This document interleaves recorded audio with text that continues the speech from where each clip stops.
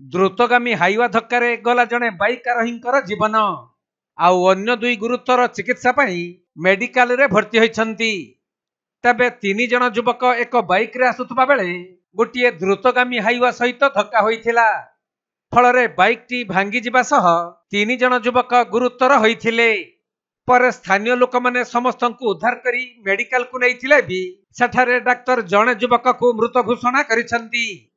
एपरी मर्मन्तुत सड़क दुर्घटना घटी सुवर्णपुर जिला बलाड़ी खारी रास्ता रे। मिलिथिबा सूचना अनुसार बलाड़ी गाँव दुर्योधन सुना, शिव साहू और धुरकुटुकुल्लाता 3 जन युवक एक बाइक जुगे जाउथिले। हेले रास्ता रे आसुथबा एक द्रुतगामी हाइवा सहित सेमानक बाइक रो धक्का होइथिला।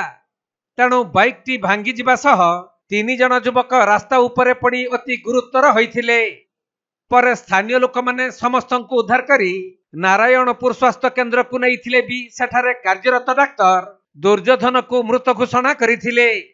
आउ अन्य जन युवक शिव साहू गुरुतर थिबारु तांकु बलांगीर मेडिकल को स्थानांतरित करिसंती डाक्टर।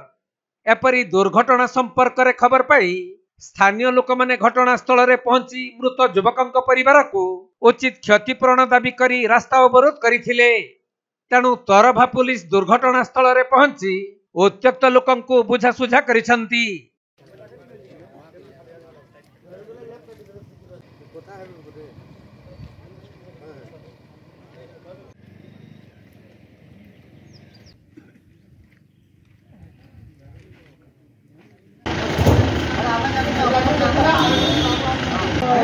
सुवर्णपुर जिला प्रतिनिधि पीतांबर महापात्र रिपोर्ट, कोणार्क लाइव।